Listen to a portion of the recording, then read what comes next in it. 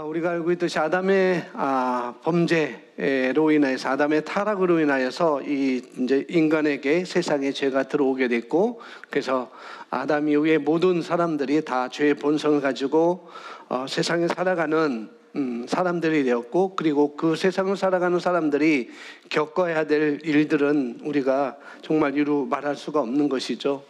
여러분 주위에 몇 사람만 만나 보기만 해도, 몇 사람 이야기만 듣기만 해도 정말 얼마나 복잡하고 얼마나 정신적인 문제가 또 한두 가지가 아닌 것을 여러분이 들을 수 있을 것이고 알 수 있을 것이고요. 또 결과적으로는 뭐 관계의 문제든지 또 여러 가지 상황의 문제가 오고 여러 가지 문제가 있는 그런 삶을 사는 것을 몇 사람의 만남을 통해서 그것을 여러분이 알 수 있을 것이고, 몇 사람과 이야기를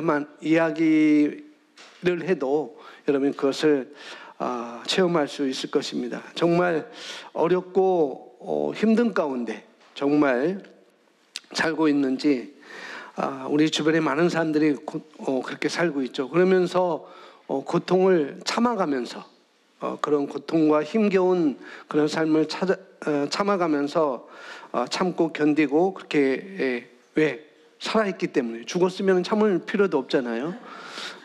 살아있기 때문에 참아야 되는 것이고 견뎌야 되는 것이고 목숨을 부지하고 갈 수밖에 없는 그런 삶을 살아가는 사람들이 많이 있는 것을 볼 수가 있는 것이죠. 그런데 하나님은 그런 사람들을, 그런 세상을 그냥 내버려 두지 아니하시고 하나님의 구원 계획에 따라서, 사랑의 계획에 따라서 하나님과 우리 사람 사이의 중재자이신, 우리가 잘 알고 있듯이 예수님을 이 땅에 보내셨습니다. 예수님을 이 땅에 보내주심으로 말미암아 우리가 이제 우리에게, 모든 사람에게 구원의 길이 다 열려진 것이죠. 이 세상 75억이라는 그런 모든 사람들에게 이미 거기에서 예수 믿는 사람이 한 2억 정도 될까요? 한 10억 정도 될까요? 그냥 통계는 안 나왔지만은 10억 내지 75억 인구 중에 거기서 한 20억이 예수님을 믿고 있다고 한다면은, 가정이에요. 그 통계는 안 나왔으면 제가 찾아보지 못했어요. 나머지 50억이라는 그런 인구의 사람들에게도 예수님은 구원의 길을 다 여신 것이죠. 그래서 디모데전서, 나중에 나오게 되면 디모데전서 2장 1절부터 쭉 보면 하나님께서 원하시는 것은 모든 사람이 구원을 받기 원하는 것이다라고 말씀하고 있잖아요. 김씨만 예수 믿는 게 아니고, 박씨만 예수 믿는 게 아니고, 미스터 김도, 미스터 리도 다 구원받기를 하나님께서는 원하신다는 것이죠.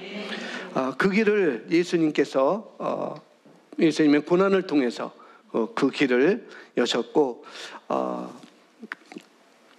그런 것을 우리가 더 이제 오늘이 이제 예수님께서 예루살렘에서 이제 잡히기 전에 나귀를 타고 예루살렘에 올라가는 그런 예루살렘 입성. 그래서 종려주의를 하고, 이렇게 종려나무 가지를 다 꺾어서 이스라엘 백성들이 예수님이 예루살렘 이제 왕으로 올라가는구나, 이제 로마는 이제 죽었어, 이제 예수님이 올라가기 때문에, 예수님이 왕으로 오셨기 때문에 이제 우리는 이제 행복 만땅이야, 우리는 대박 났어 라는 그런 기대를 가지고 자기 겉옷을 벗어가지고 예수님이 가는 길을, 그 당시 빨간 그 레드카펫을 깔 수 없기 때문에 종려나무 가지를 꺾어가지고 예수님이 가는 길에 다 깔아서, 예수님은 흙을 묻으면 안 돼, 왕이니까 예수님은 발에 흙을 묻으면 안 돼. 그래서 자기 겉옷을 다 깔아서 예수님을 지극히 높으신 하나님의 아들이라니 뭐라니 온갖 찬양을 했던 그런 아주 함성이 여러분 그 2002년도에 대한민국 온 사람들이 그랬잖아요. 그런 함성이 지금 2000년 전에 예수님이 예루살렘에 올라갈 때 그런 함성이 울려 퍼진 것이죠. 그리고 그때부터 이제는 예수님께서 월요일부터 여러 가지 마지막 그 일을 하시고 수요일 날, 목요일 날 제자들과 최후의 만찬을 하시고 예수님께서 갈람산에서 잡히시고 체포당하시고 이제 고난받는 며칠간의 그런 일이 하루 만에 예수님이 엄청난 모든 사람이 받아야 될 이 세상 사람들이 받아야 할 그 온갖 고난과 고통을 예수님이 하루 만에 다 겪게 되시죠. 채찍에 당하시고 가시관 쓰시고, 제가 오늘 갖고 내려오려다가 다시 올려놨는데 우리가 예수님이 쓰신 가시관 그냥 장미가시 찔레나무 가시 그런 가시가 아니라는 거예요. 제 사무실에 보면은 그때 이스라엘 성지순례 갔을 때 예수님이 쓰셨던 가시관이 어떤 것인지, 어떤 가시나무를 제가 가지를 꺾고 왔었어요. 여러분 그 손가락만한 그런 길이의 가시입니다. 그걸 엮어가지고 예수님 머리에 쓰셨다는 거. 찔레나무나 장미나무 그런 가시가 아니라 정말 뾰족하고 찔리면은 금방 피가 나는 온통 그런 가시였었죠. 그래서 이번 주간이 고난 주간이고 다음 주는 10일 주간이라 부활주일입니다. 부활주일. 그렇습니다. 예. 그래서 오늘은 그런 의미에서 예수님의 고난 주간을 우리가 맞으면서 오늘 그런 말씀을 보도록 하겠습니다. 자, 예. 그래서 제목이 하나님과 사람 사이에 중재자가 있습니다. 그 중재자는 예수님인 것을 우리가 잘 알고 있죠. 자, 보시면서 우리가 말씀을 보겠습니다. 하나님과 사람 사이에 중재자가 있다고 성경은 말합니다. 인간으로 오신 그리스도 예수가 그 중재자이십니다. 그분은 자신을 속죄제물로 드렸습니다. 그래서 기약이 이르면 증거하시기 위해 속죄제물이 되셨습니다. 우리를 위해 당신 스스로를 내어주셨습니다. 네, 바로 이것은 예수님 자신을 위한 것이 아니었죠. 예수님 자신을 위한 것이 아니었고 모두 다 사람을 위해서, 오늘 이 자리에 앉아있는 저와 여러분을 위해서, 예배를 드리고 있는 저와 여러분을 위해서 하신 것이었습니다. 하나님의 구원 계획에 따라서 예수님은 이 땅에 오셨고요. 그분은 자신을 속죄 제물로 드렸습니다. 구약에서 드려지는 속죄 제물, 어린 양과 수송아지와 염소가 드려지는 그런 속죄 제물로 이스라엘 백성들의 죄를 속하는 그런 속죄 제물로 예수님은 드려졌습니다. 우리를 위해서, 오늘 저와 여러분을 위해서 예수님 스스로 자기 몸을 내어주신 것이죠. 우리를 대신해서, 저와 여러분을 대신해서 값을 치르셨습니다. 우리를 대신해서 예수님은 십자가에 죽으셨습니다. 우리는 도저히, 저와 여러분은 도저히 갚을 수 없는 죄값을 예수님이 치르셨다는 거예요. 우리는 그것을 갚을 수가 없죠. 그런데 예수님은 모든 사람을 위해서, 이 지구상에 있는 모든 사람을 위해서 값을 치르셨습니다. 하지만은 아직도 이 진리를 모르고 있는 사람들이 너무나 많기 때문에 우리는 그들에게 이 복음을 전해야 될 책임이 있습니다. 그래서 우리를 화목케 하는 직분을 주셨다고 성경은 우리에게 말씀하고 있죠. 그래서 누군가는 이 복음을 전해야 되는 것입니다. 사람이신 예수님이 이 땅에, 하나님이신 예수님이 이 땅에 사람의 모습을 입고 이 땅에 오셨습니다. 자, 보겠습니다.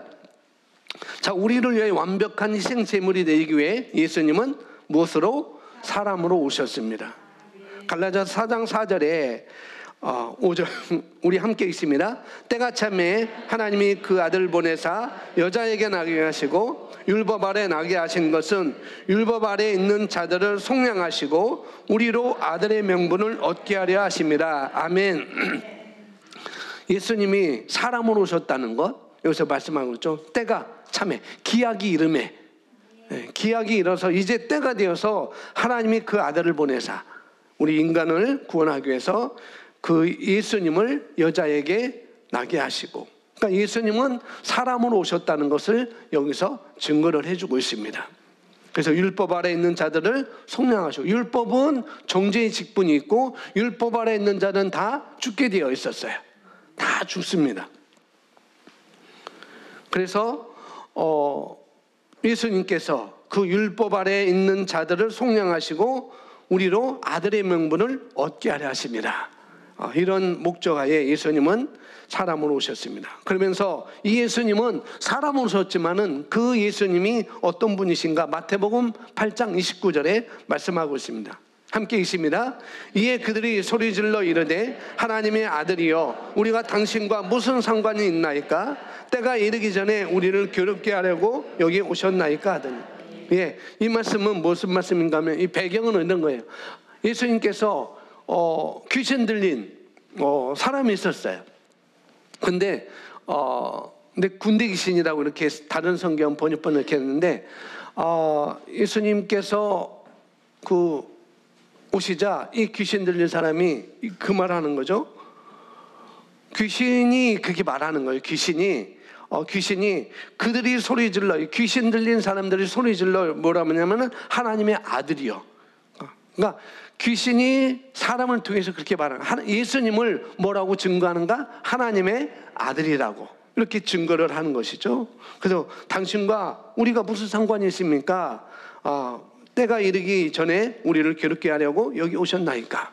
그렇게 말하죠. 그러면서 뭐예요? 이 귀신 들린 귀신이 그 귀신 들린 사람에서 나오라 할 때 우리를 그냥 내버려 두지 마시고 우리를 저기 돼지떼에 들어가게 하세요 라고 이렇게 말하죠. 그러면 너희가 그대로 해라 하면서 귀신들이 돼지떼에 다 들어가서 돼지는 귀신이 그들에게 들어가자마자 다 바다로 아니 호수로 다 내달려서 다 몰살을 하게 되는 것이죠.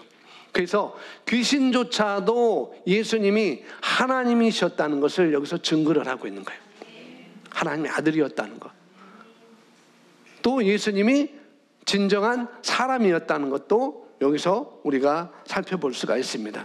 그래서 성경뿐만 아니라 역사가, 그래서 AD, 이 세계 역사가 BC와 AD로 나눠지는 것, 예수님 오시기 전과 예수님 오신 후로 이렇게 나눠지는 것이 역사가 정말 예수님이 이 땅에 오신 것을 그렇게 증거를 하고 있는 것이죠. 예수님은 사람이셨습니다. 그래서 사도 바울은 여기 갈라디아서 4장 4절 5절에서 예수님의 탄생에 대해서 지금 말하고 여자에게서 나셨다라고 말씀하고 있습니다. 근데 그분은 그냥 오신 게 아니라, 우리처럼 그냥 온 게 아니라 그분은 어떻게 해요? 하나님과 사람 사이에 중재자로 오신 분이라는 거죠. 그래서 율법 아래 있는 자들을 속량하시고 우리로 아들의 명분을 얻게 하려 하십니다. 그분은 중재자로 오셨습니다.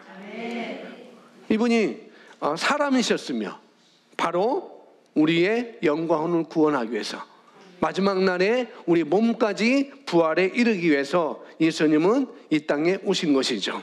우리를 구원의 길로 이끌기 위해서 예수님이 이 땅에 오셨습니다.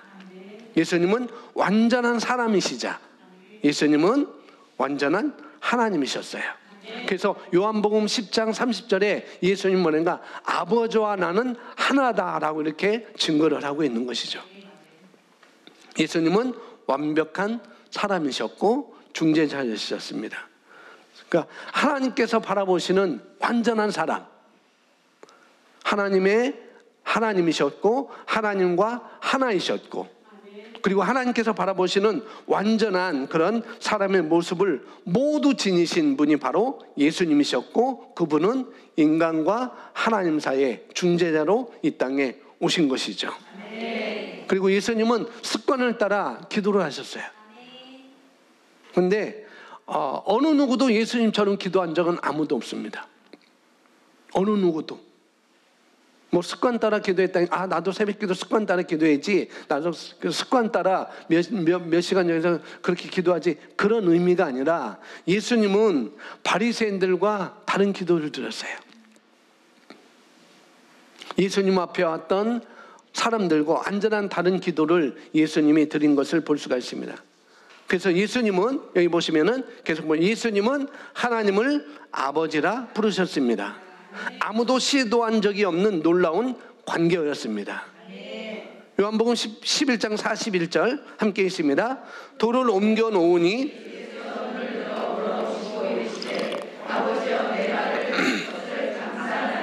예, 예수님은 하나님을 아버지라고 불렀어요. 근데 그때 어느 누구도 하나님과 자신의 관계를 그런 관계로 기도했던 사람은 아무도 없었습니다. 거룩한 하나님. 그 하나님의 이름조차도 부를 수 없는, 어느 누구도 하나님의 이름조차도 부를 수 없는 그런 사람들이었어요. 그런데 예수님은 사람으로 오셨지만 하나님을 아버지로 부르신 것이죠. 요한복음 11장 41절 이 말씀은 우리가 잘 알고 있듯이 예수님은 하나님을 아버지로 부르는 것을 말하고 있습니다. 예수님이 고소를 당하신 이유가 바로 여기에 있었어요. 감히 우리는 하나님을 아버지라 부를 수 없는데, 감히 우리가 섬기는 그 하나님을 감히 하나님이라고도 부를 수 없는데 여호와라고 부를 수 없었어요. 그래서 그들은 뭐라고 하냐? 엘로힘이라고 불렀어요. 엘로힘. 그럴 수 없는데 이 양반이 하나님을 아버지라고 그래? 이 못돼 먹을 사람. 그래서 예수님의 그런 하나로 신성모독죄로 예수님을 고소하게 된 하나 중에 몇 가지 중에 하나였던 것이죠.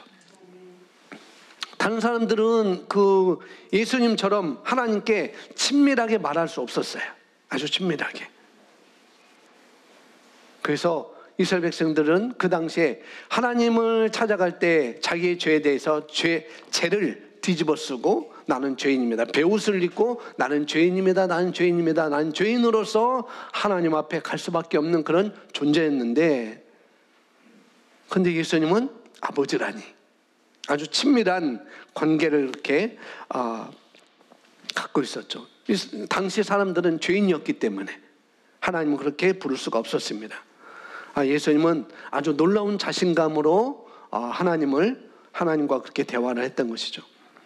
예수님만큼 놀라운 만큼, 예수님처럼 놀라울 만큼 그렇게 담대한 믿음을 가지고 말을 할 수 있는 사람이 아무도 없었습니다.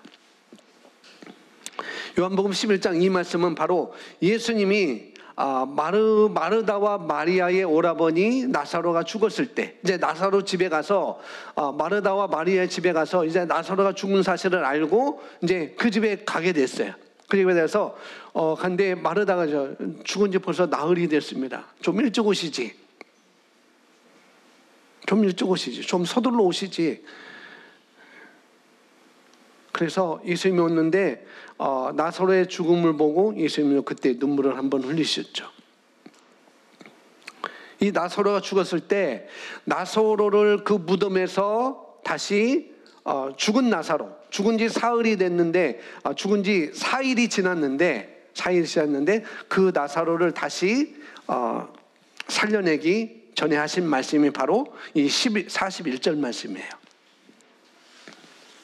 아버지여 내 말을 들으신 것을 감사나이다. 아버지께서 내 말을 들으셔서 감사합니다라고 말하는 거죠. 항상 내 말을 들으신 줄을 내가 알고 있습니다라고 예수님은 아버지에서 그렇게 증거하고 있습니다. 하나님과 사람 사이의 중재자로 오신 예수님은 얼마나 놀라운 분인가. 이분은 이 땅에 육신을 입고 오셨죠. 하나님과 하나였고 하나님이셨지만 하나님과 동등됨을 취하지 아니하시고 이 땅에 사람의 모습으로 입고 이 땅에 오셨습니다. 그리고 그분이 이 땅에 오셔서 살아계실 때, 사역하실 때 3년 반 동안, 3년 6개월 동안 그 우리가 일했던 것을 사복음서, 마태복음, 마가, 누가, 요한복음을 통해서, 사도행전을 통해서 예수님이 하신 일을 우리가 찾아볼 수가 있죠. 정말 놀라운 일을 많이 하셨어요. 우리가 상상하지 못할 일들을, 감히 사람으로서 할 수 없는 일들을 그 당시 그 예수님은 그 일을 하신 것이죠. 그래서 첫 번째로 우리가 볼 것은 절박한 위기 상황에서 능력을 필요로 할 때 그분은 능력을 공급해 주게 바로 그곳에 계셨습니다. 마가복음 4장 38절 우리 고백합니다. 예수께서는 고물에 베개를 베고 주무시더니 제자들이 깨우며 이르되 선생이여 우리가 죽게 된 것을 돌보지 아니하시나이까. 예, 이미 여러분들 이 내용이 어떤 내용인지 다 아실 것입니다. 어느 날 예수님이 제자들과 함께 배를 타고 가셔야, 물론 제자들은 그 전에도 배를 탔습니다. 배를 갖고 있었고 배를 타는 그런 적이 있었지만 이번 경우는 달랐어요. 왜? 예수님과 함께 탔기 때문에. 자기 스승님과 많은 일을 행하시는 그 예수님과 함께 타고 있었기 때문에 아주 특별했죠. 아주 달랐죠. 근데 예수님은 그 배에 들어가시자마자 예수님은 잠시 있다가 주무셨고, 그리고 얼마 지나지 않아 제자들은 이제 배에 물이 들어오는 것을 발견합니다. 파도도 일고 광풍이 불고, 그래서 그런 것을 들어오는 걸 알아챘죠. 바람은 점점 거세졌고, 그 바람으로 해서 갈릴리 호수에 그 파도도 일게 되고, 이제는 어떻게 하냐, 제자들은 심하게 불어대는 그 폭풍 후에, 또 폭풍은 아니고 그런 풍랑과 그 풍랑으로 인해서 밀려오는 그 호수의 그 물로 인하여서 아주 놀라고 있었습니다. 그래서 제자들은 그렇죠, 지금 무서워하며 주님께 울부짖어요. 배에서 제자들은 너무나 놀랐습니다. 광풍이 거세지자 너무나 거세지고 있기 때문에, 그래서 그 광풍으로 인하여서 배에까지 물이 들어오게 돼서 이제 잠기게 되고 이제는 침몰할까봐 너무나 두려웠죠. 그 물결이, 그 광풍이 거세지자 제자들은 이제 뭐예요? 두려움에 압도당합니다. 이들은 평생 어부로 살았던 사람이에요. 평생. 어부니까 수영도 잘했겠죠. 수영도 잘했지만 이들이 지금 두려워합니다. 보통 때는 이 물결과 친숙했던 사람들이었는데, 그런데 그럼에도 불구하고 어떻게 해요? 두려움 때문에 이제는 그들이 그런 자기의 경험과 그런 친숙함과 그런 것들을 다 잊게 됩니다. 이들은 이전과 다르게 그 물결에 다 사로잡혀요. 그 풍랑에 다 사로잡혀요. 그래서 이들은 혼미해져서 혼까지, 마인드까지, 생각에 아주 두려움이 압도됩니다. 그러면서 이들이 뭐냐? 선생님이여 우리가 죽게 된 것을 돌보지 아니하시니까. 왜 자꾸만 했어요? 예수님 좀 일어나세요. 우리가 죽게 됐어요. 예수님 물이 차고 있어요. 예수님 이러면 안 되지 않습니까? 우리가 죽게 됐다고 그렇게 말합니다. 그들은 지금 광풍 가운데, 풍랑 가운데 있는 것이죠. 그들이 수영을 아무리 잘한다 할지라도 지금 같은 상황에는 할 수가 없는 상황이었고 빠져나갈 수가 없습니다. 너무 늦었다는 것을, 우리가 헤엄쳐 나가기는 정말 때는 늦었구나, 그런 것들을 알아챘고, 그래서 성난 그 파도와 바람에 아무것도 할 수 없었어요. 노를 저을 수도 없고 수영할 수도 없었고, 가까이 있으면은, 해변가에 있었으면은 가까이 걸어갔을 텐데, 내려서 걸어갔을 텐데 그럴 상황이 아니었다는 거죠. 예수님은 주무시고 계셨고, 그 주무시고 계시는 예수님 향해서 선생님 우리가 죽게 된 것을 돌보지 왜 안 합니까? 좀 일어나세요.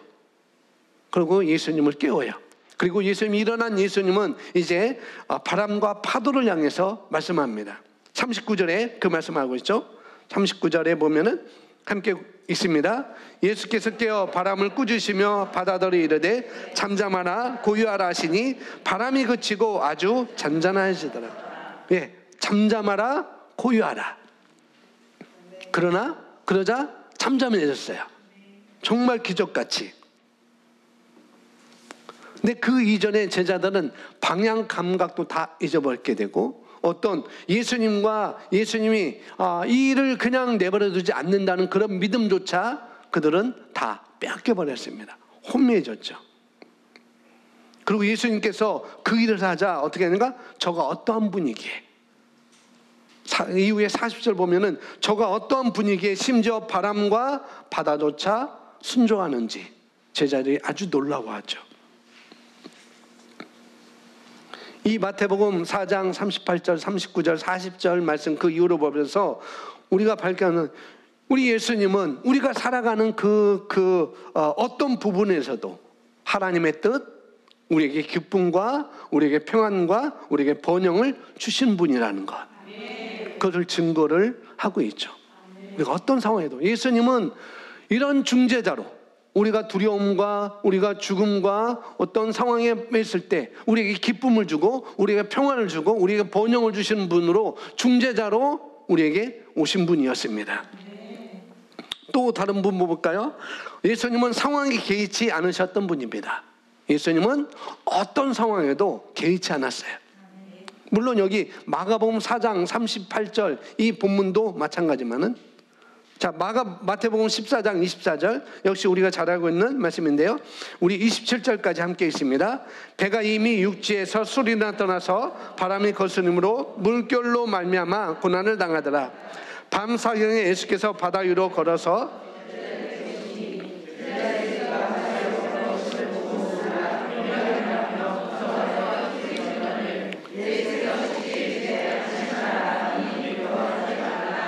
아멘.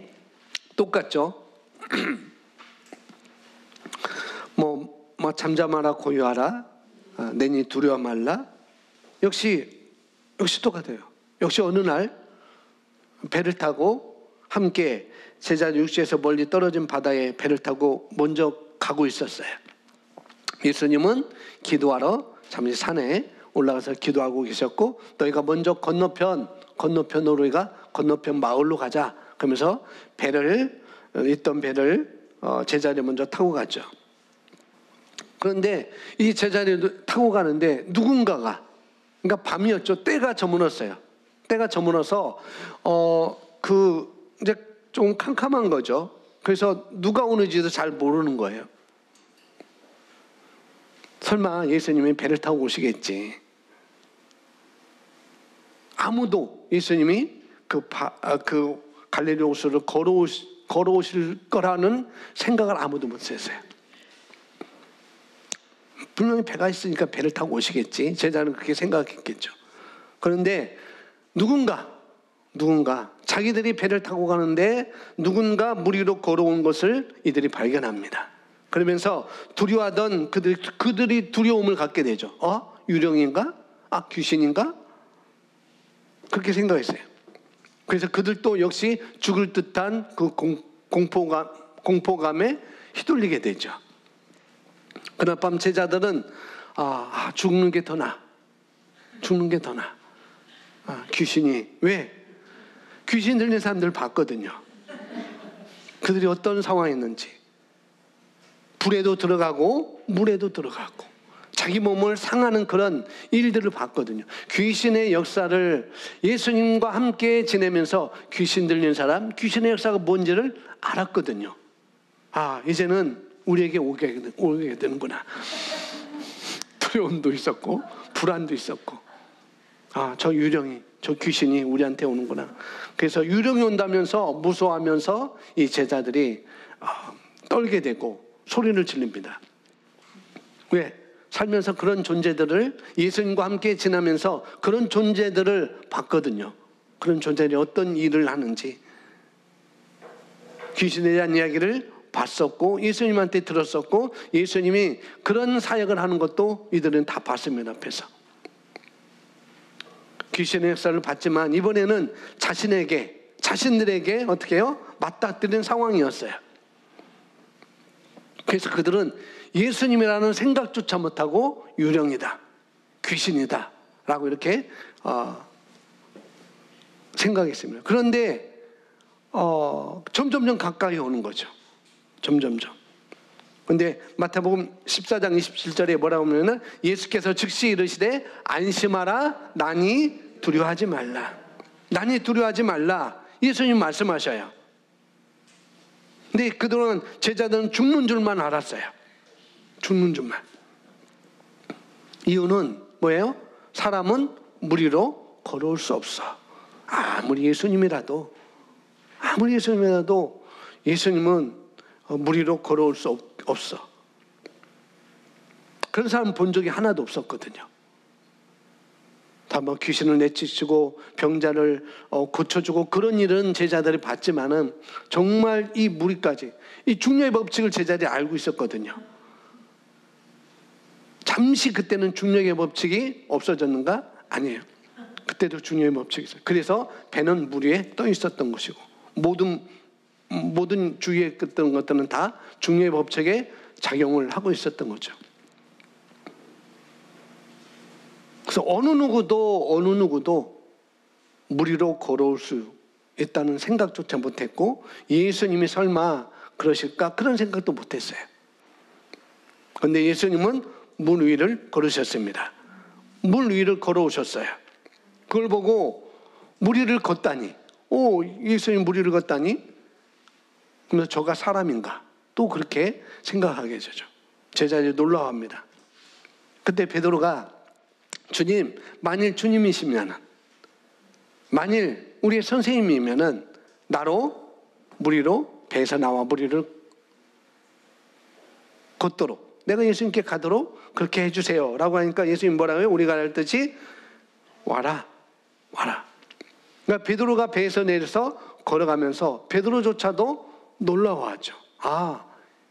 예수님은 예수님뿐만 아니라 우리 모든 사람에게도 이런 일을 할 수 있도록 이렇게 기적을 베푸시는 하나님이구나. 베드로 자신도 아마 놀랐을 거예요. 아마 신나기도 하고 놀라기도 하고 내가 예수님처럼 물 위로 걸을 수 있다니.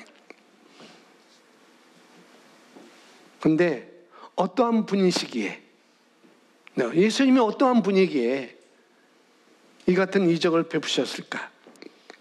예수님은 어떤 분일까요? 어떻게 우리가 주님을 설명할 수 있을까요? 그리고 우리가 읽은 말씀, 우리가 들은 말씀을 어떻게 다른 사람에게 전할 수 있을까요? 나사렛 예수에 대해서 우리가 어떻게 증거할 수 있을까요? 예수님은 우리가 알고 있듯이 눈먼 자와 귀가 안 들리는 사람을 치유해 주셨어요. 그죠? 그리고 다리 저는 사람들에게 예수님은 걷게 하셨습니다. 중풍병자 걸린 사람에게 예수님은 걷게 하셨어요. 38년 동안 고난을 당한 그 사람에게도 걷게 하시고 12년 동안 고난을 당했던 그 여인에게도 기쁨과 평안과 번영을 주셨습니다. 그리고 죽은 자도 살리신 예수님이셨어요. 근데 거기서 끝나지 않는다는 거죠. 다음 보시면은 이제 우리가 보아야 될 중점적인 말씀입니다. 마지막 6월절 저녁 최후의 만찬을 하신 다음에 인자는 이미 작정된 대로 갈 것이다 하셨지만 그들은 이해 못했습니다. 제자들은 이해를 못했습니다. 그리고 감난산에서 그날 밤 기도하시다가 제자들이 예수님과 서 있었습니다. 체포하려고 온 군병들 앞에 이제 주님은 서 계십니다. 누가복음 22장 47절 말씀인데요. 함께 고백하겠습니다. 말씀하실 때에 한 무리가 오는데 12 중에 하나인 유다라 하는 자가 그들을 앞장서 와서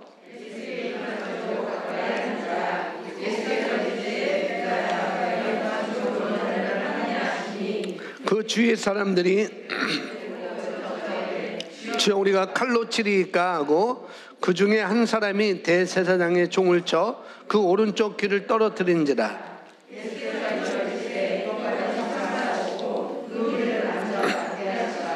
네. 제자들은 이 상황을 알죠. 이제 예수님께서 체포를 당하는 그 장면이에요. 유다가 예수님을 팔고 이제 예수님을 체포당하는 그 장면인데 역시 날이 저물었습니다. 컴컴했어요. 그런데 이제 여기 제자들은 말씀에 한 무리가 오는데 12 중에 하나인 유다라는 자가 그들을 앞장서서 와서 그러니까 제자들은 유다를 알아봤어요. 가룟 유다구나. 이 가룟 유다는 바로 로마 군병들과 대제사장들과 그 종들과 함께 있었던 것을 성경에서 말씀해 주고 있습니다. 이 군병들과 이 장로들과 대제사장들은 횃불을 들고 유다가 함께 왔어요. 그 감난산에. 그때 제자들이 예수님을 어떻게 하실까 궁금도 했었을 거예요. 나를 체포하러, 예수님을 체포하러 오른 그 군병들을 어떻게 하실까? 여기서도 예수님은 기적을 행하실까? 바다에서도 우리가 죽게 되었을 때 기적을 하셨던 예수님. 사람은 도저히 무리를 걸을 수 없는데 무리를 걸어오시고 베드로가 요청할 때 베드로도 무리를 걷게 하신 예수님. 눈먼 자 치유하시고 눈먼 자를, 앞을 못 보는 자를 보게 하시고 듣지 못하는 자를 듣게 하시고 다리 저려서 걷지 못하는 자를 걷게 하셨던 그 예수님. 제자들은 여기서도 예수님은 기적을 행하실까? 여기서도 기적을 행하실까? 아마 제자들은 예수님이 지금 이 상황에서 어떻게 하실지 많이 궁금했을 거예요. 많이 궁금했을 것입니다. 그때 군인들이 예수님께 가까이 나옵니다. 가까이 나올 때 예수님이 누구를 찾느냐? 누구를 찾으러 왔느냐라고 예수님이 한 걸음 나오시면서 물으십니다. 누구를 찾느냐? 그래서 군병들이 나사렛 예수다, 예수를 찾고 있다라고 그렇게 말하죠. 그리고 군병들 가운데 누군가가 한 사람이 나옵니다. 왜? 11명의 제자와 예수님은 같이 있었어요. 그리고 그날은 밤이었습니다. 군병들이 누가 예수님인지를 알지 못했어요. 똑같은 원피스, 똑같은 긴 머리, 똑같은 수염. 누구야 도대체? 누구야? 예수가 누구야? 예수님이 내가 나사렛 누구를 찾느냐? 나중에 나오지만은 근데 아무도 몰랐어요. 그래서 그 군병들, 그 군인들 가운데 한 사람이 한 걸음 앞으로 나옵니다. 우리가 잘 알고 있듯이 예수님을 잘 알고 있는 제자였던 가룟 유다가 주님께로 가서 그분을 예수님을 안고 입을 맞추죠. 캄캄하니까 다 짰던 것이죠. 우리 성경에 다 하잖아요. 내가 입을 맞추는 그자가 나사렛 예수다. 너희가 죽이려고 하는 예수다라고 이렇게 다 짜고 나와서 아무도 모르니까, 군병들도 모르니까, 캄캄하니까 횃불을 들고 왔을지라도 모르니까 가룟 유다가 나와서 예수님을 안고 예수님 앞에 입을 맞춥니다. 근데 예수님은 그 자리에 서 계셨어요. 그리고 군병들이 체포로 오자 예수님 말씀합니다. 아주 친절한 목소리로 더욱더 인자하게 말씀하십니다. 배반한 유다를 향해서, 자기를 파는 유다를 향해서 주님이 말씀하시죠. 늘 그랬듯이 예수님은 사람을 담아서 유다를 부르십니다. 유다야, 유다야. 48절에 해놓은 유다야, 내가 입맞춤으로 인자를 파느냐? 내가 입맞춤으로 인자를 파느냐? 유다는 그 말을 듣고 아무런 말도 못하죠. 이 말씀이 요한복음 18장에는 더 자세하게 설명하고 있어요. 아주 자세하게. 예수님이 너희는 누구를 찾느냐라고 요한복음 18장에서 말할 때 나사렛 예수라. 근데 유다가 있는 바로 그 자리에 나라고 말합니다. 내가 예수야, 내가 나사렛 예수야 라고 그 자리에서 말해요. 예수께서 내가 그니라 라고 말씀하실 때 요한복음 18장에서는 그 말을 듣는 모든 사람이, 제자들 빼고 군병들과 다른 사람들이 뭐냐면은 뒤로 넘어졌다고 말합니다. 예수님 말만 했는데, 내가 그니라 라고 말만 했는데 군병들이 다 뒤로 넘어져 버렸어요. 거기에 있던 사람들이, 제자들은 그 상황을 보면서 이제 가룟 유다가 우리 선생님 예수님을 팔려는구나, 이제 예수님은 체포를 당하는구나, 그것까지 하셨죠. 그러면서 예수님은 지금 예수님이 지금 피하시겠지, 뭔가 하시겠지, 이 상황도 예수님은 어떻게 하시겠지. 근데 예수님은 그 자리에서만 피하지 않았습니다. 어떤 자리에서든지 예수님은 문제가 생기면은, 상황이 있으면은, 문제가 맞닥뜨리면 그 문제를 다 해결하셨어요. 근데 여기서만은 당신이 체포를 당하는데, 체포를 당하면은 어떤 고통과 어떤 어려움과 그 고난을 겪어야 될지 아시는 그 예수님께서 여기서만은 아무런 일도 하지 않아요. 아무런 일도 하지 않아요. 예수님이 말씀하시면 너희가 나를 찾거든, 그러면서 제자들을 염려해요. 너희가 나를 체포하지만 그러나 나의 11명의 제자들은 그냥 가게 놔둬라. 제자를 향해서 나만 죽으면 되지, 나만 고통을 당하면 되지, 나의 11명의 제자까지 그런 일을 당하게 할 수 없다. 그러면 제자들을 놓아달라고 예수님은 부탁을 합니다. 그리고 군병들은 제자들을, 11명의 제자를 보내주고 예수님을 체포해요. 그 자리에서. 그때 예수님은 군병들과 실랑이조차 하지 않습니다. 우리가 읽었던 말씀, 베드로가 뭐예요? 그 누가복음 22장 49절에 보니까 베드로가 그중 한 사람 대제사장의 종의 귀를 쳐가지고 떨어뜨리잖아요. 제자는 그랬는데 예수님은 아무런 반항도 하지 않고 아무런 실랑이도 하지 않습니다. 우리가 앞서 말씀을 봤듯이, 우리가 성경을 통해서 알고 있듯이 예수님은 가는 곳마다 기적을 행하고 오셨어요. 행하신 분이었습니다. 예수님은 그렇게 능력 있고 그렇게 영광스러운 분께서 어떻게 원수에게 자신을 내어주실까요?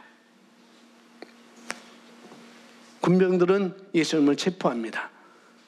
그리고 그 후에 우리가 알듯이 재판을 받게 되죠. 예수님은 그 재판장에 군중들이 몰려옵니다. 예수님을 고소하려고. 다 매수를 당해가지고. 그러니까 똑같은 거예요. 앞에서 그런 일 하는 사람들은 다 선동해놓고, 우리가 라합과 이세벨, 뭐예요? 나봇의 포도원을 사고 싶어서, 누구예요? 다 어떤 위에 있는 사람들이 그 작업을 다 하죠. 그리고 누구예요? 군중들로, 마을 사람들로부터 다 고소를 하게 돼서 어떻게 해요? 결국 나봇을 쳐 죽이게 되는 거. 똑같은 거라는 거죠. 대제사장들과 장로들은 자기 이권 때문에 다 예루살렘 사람들을 다 그렇게 선동해 놓고 예수를 죽여야 된다, 예수의 제목이 이거다라고 다 선동해 놓고 자기들은 이제 다 뒤로 빠지고 그 자리에 앞장서는 군중들이 다 모여서 예수를 고소하게 되죠. 그 현장에서.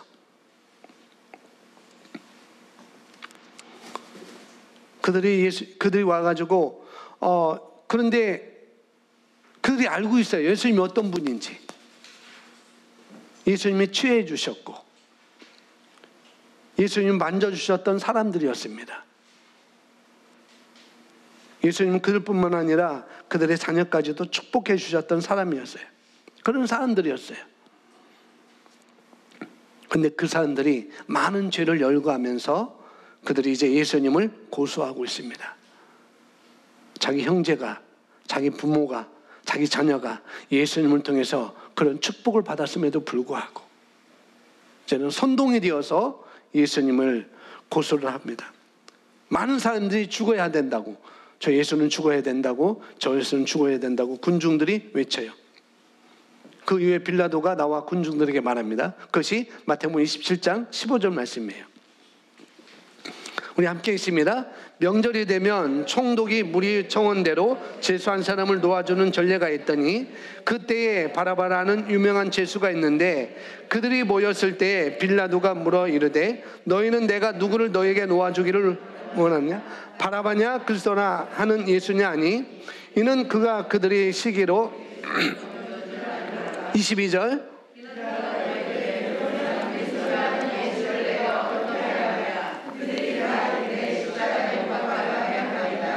24절까지요. 빌라도가 아무 성과도 없이 도리어 밀란이 나는 것을 보고 물을 가져다가 무리 앞에서 손을 씻으며 이르되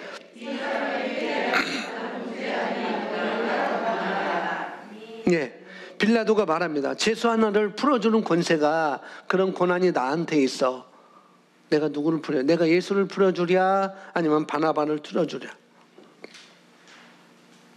내가 나사렛 예수를 놓아주기를 원하는가?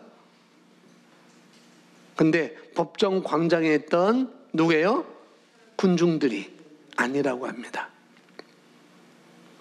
그러면서 십자가에 못 박아야 되겠다고 그렇게 얘기를 하죠. 심지어 이 재판장인 빌라도조차도 예수님의 죄를 하나도 찾지 못했어요. 아무런 죄목이 성립되는 것이 하나도 없습니다. 완전히 무죄였어요. 무죄. 예수님을 찬양했던 그 군중들이니 이제는 뭐예요? 예수님을 거절합니다. 예수님을 환영했던 그 사람들이 이제 예수님을 거절해요. 그 군중들을 예수님 고쳐주셨습니다. 수천 명을 축복하시고 먹이셨던 분이 바로 예수님이셨어요. 그들이 굶주릴 때 5병이니까 떡 5개와 물고기 2마리로 수천 명을 먹이셨던 그 예수님이었습니다. 이제 군중들이, 그런 혜택을 받았던 그런 군중들이 예수님을 십자가에 못 박으라고 소리를 외치고 있어요. 그럼 빌라도가 다시 말합니다. 내가 예수를 풀어줄 수 있으니 내게 말하라. 내게 말하라. 아니면 바라바를 너에게 내어주는 것이 낫겠느냐? 군중들은 대답합니다. 바라바를 내어달라고. 빌라도, 내가 이 사람에게서 아무런 죄도 찾지 못했어. 아무런 죄도 찾을 수 없어. 이 사람은 죄가 없어. 라고 빌라도는 말합니다. 재판.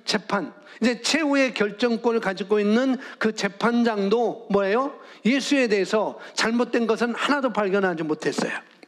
제목을 찾을 수 없었습니다. 군중의 그 많은 소리에도 불구하고 나는 예수의 잘못을 찾을 수 없다. 너희가 말하는 그 예수의 잘못을 나는 찾을 수 없어.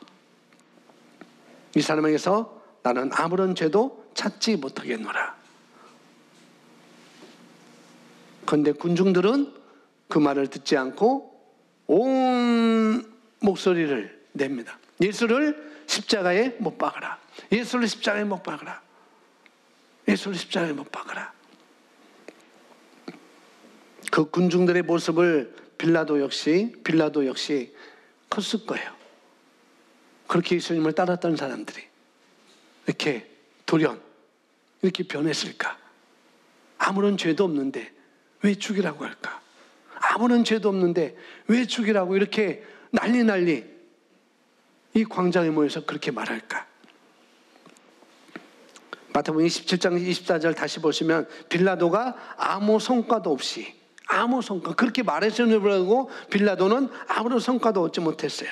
도리어 밀란이 나려는 것을 보고 물을 가져다가 무리 앞에서 손을 씻으며 이르되 이 사람의 피에 대해서 나는 무죄하니 너희가 당하라 라고 말합니다. 그래서 이 말씀을 오해해가지고 어떤 분들은 그래서 히틀러한테 유대인들이 600만이 죽게 된 거다라고 이렇게 또 그런 엉뚱한 소리를 하고 있어요. 왜? 예수님을 죽인 대가가 너희가 당한다. 그 말을 우리가 당하겠다라고 했으니까 그 말이 이루어졌다라고 이렇게 연결하는 분이 있는데 그건 아니에요. 그건 아닙니다. 그건 모르겠어요. 저는 아닌 걸로 생각해요. 그래서 빌라도가 무리 앞에서 손을 씻으며 이르되 이 사람의 피에 대하여 나는 무죄하니 너희가 당하라. 이 사람의 피에 대해서 나는 무죄하지만 너희가 당하라. 너희가 선택했으므로 나는 이 예수와 나는 아무런 상관이 없어. 이 예수의 피에 아무런 상관이 없어. 그리고 나는 이제 이 예수를 너희에게 넘긴다라고 넘겨줍니다. 십자가에 못 박기 위해 그들이 예수님을 끌어내요. 그리고 이미 놀라운 광경을 다 보았지만 더 놀라운 일이 있습니다. 군병들이 예수님을 십자가에 못 박습니다. 이유 없이. 성경은 이 사람들이 이유 없이 예수님을 미워했다고 이렇게 증거하고 있어요. 이유 없이 미워할 수 있을까요? 그럴 수 있어요. 선동이 되면. 그것도 이유가 되겠죠. 근데 자기와 직접적인 그런 이해관계가 아닌데, 그런 잘못된 그런 관계가 아닌데 지금 그들이 그렇게 하고 있다고 성경은 우리에게 말씀을 해주고 있습니다.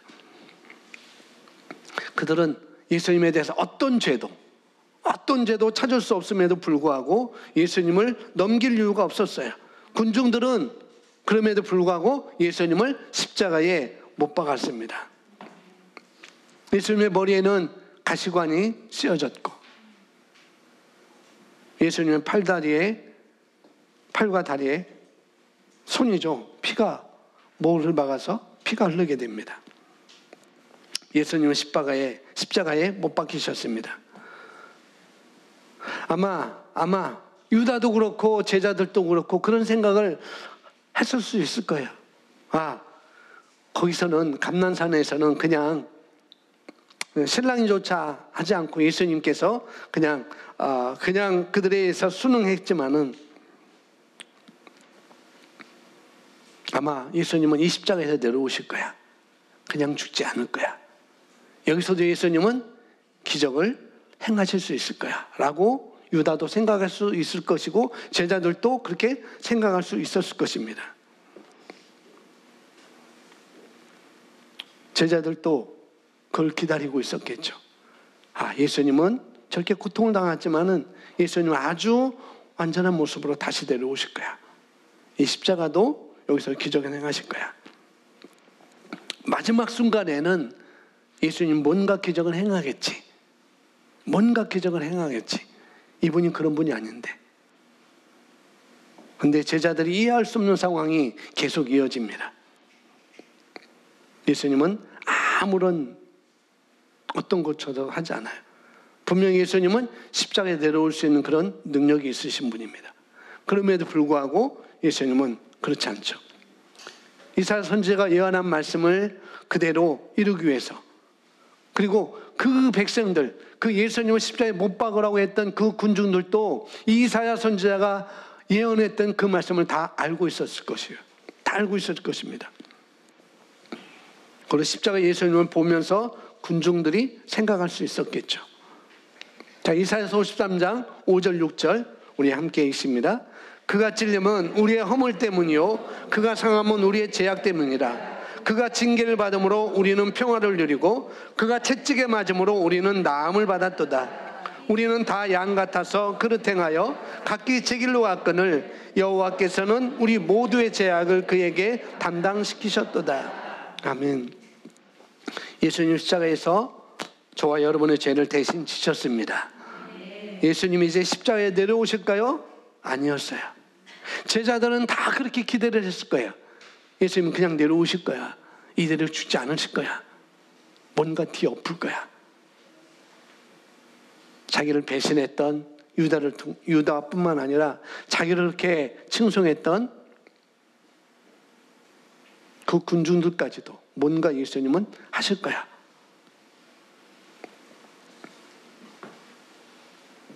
근데 예수님은 아무런 일도 하지 않아요. 그래서 가룟 유다는 거기에서 이제는 충격을 받아요.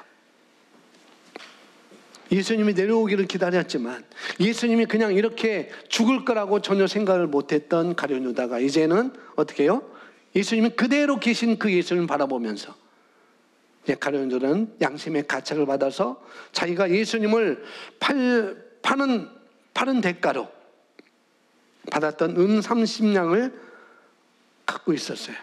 그리고 그 은 30을 가지고 이제 대제사장들에 달려가서, 장로에 달려가서 내가 이 돈을 다시 돌려줄까 예수님을 풀어달라고 합니다. 그러나 대제사장들은 그렇지 않죠. 풀어줄 수 없다고 했음에도 불구하고 유다는 그 돈을 그들에게 던져버립니다. 예수님께서 스스로, 자신 스스로 죽음에 되어주신 상황을 가룟 유다는 그렇게 믿을 수가 없었던 것이죠. 어쩌면 나머지 제자들도, 11명의 제자들도 분명히 여전히 기적을 기다리고 있었을 거예요. 결국 유다는 어떻게 해요? 자신의 양심의 가책 때문에 그것이 들어지지 않자 어떻게 해요? 충격을 받아서 자살을 선택합니다. 자, 다른 제자들은 마지막 순간에는 기적을 행하시리라. 근데 마지막 순간에는 기적을 행하시리라. 예수님이 기적을 행할지라고 믿으면서 기다려요. 기적을 행한 마지막 순간을 그들은 기다립니다. 근데 마침내 예수님께서 입을 떼시는 거예요. 예수님 뭔가를 할 것이다. 예수님 뭔가를 할 것이다. 그런데 예수님이 정작 입에서 나온 그 소리는 다 이루었다였어요. 다 이루었다. 제자들은 도대체 뭘 이루었지? 이루었다면 예수님이 내려오셔야 되는데, 예수님이 내려와서 이 로마를, 우리 이스라엘 로마에서 식민지에서 우리를 구원해내고 왕으로서 예수님이 서야 되는데 뭘 이루셨다는 말이야. 이해할 수가 없었던 거죠. 거기에 따라 십자가에 있었던 많은 사람들도 이해할 수가 없었습니다. 도대체 뭘 이루었다는 거야? 뭘 이루었다는 거야?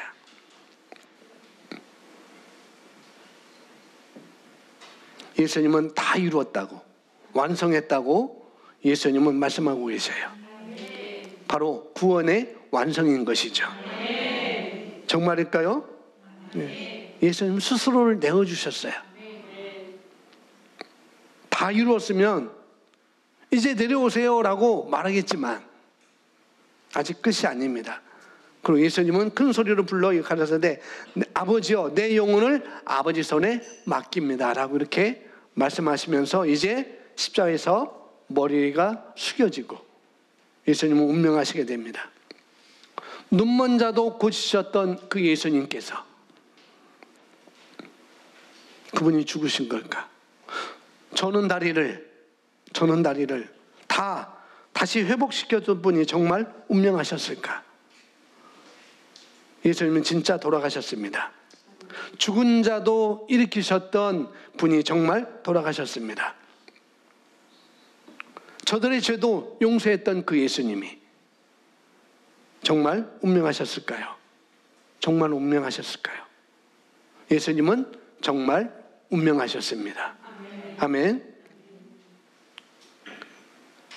그 말이 떨어지자 아버지여 내 영혼을 아버지 손에 맡깁니다 라고 말하는 동시에 예수님 거기서 운명하십니다. 그 중에 이제 시간이 다 돼서 죽음을 확인하기 위해서 좌우에 있던 강도들과 예수님의 죽음을 확인하기 위해서 로마 군병이 창을 가지고 나오죠. 뭐냐면 아직 죽지 않은 자에게 이때가 죽음의 시간이었어요. 창을 찔러서 결국은 죽게 하는 것. 군병 하나가 창을 들고 나와서 예수님을 옆구리를 찌릅니다. 그때 예수님 옆구리에서 물과 피를 쏟으셨다라고 성경 우리에게 증거를 하고 있죠. 이 사람은 정말 죽었습니다. 예수님이 정말 죽었습니다. 나사렛 예수님은 정말로 운명하셨습니다. 예수님은 진정으로 사람이셨어요. 그리고 예수님은 진정으로 하나님의 아들이셨고 하나님이셨습니다. 그리고 예수님께서 십자가상에서 하신 강력한 말씀 또 한 번 말씀하셔요. 또 한 번. 이 죽기 전에, 운명하기 전에 또 한 번 말합니다. 우리 사람들은 결코 할 수 없는 용서의 기도를 예수님이 하셔요. 마지막 따로 보겠습니다. 예수님께서 십자가상에서 하신 강력한 말씀을 기억하십니까? 우리 사람들은 결코 할 수 없는 용서의 기도를 하십니다. 누가복음 23장 34절 함께 고백합니다. 그때 예수께서 말씀하시기를 아버지여 저들을 용서하여 주옵소서. 예, 하나님께 용서를 구하셨습니다. 예수님은 한 사람이셨습니다.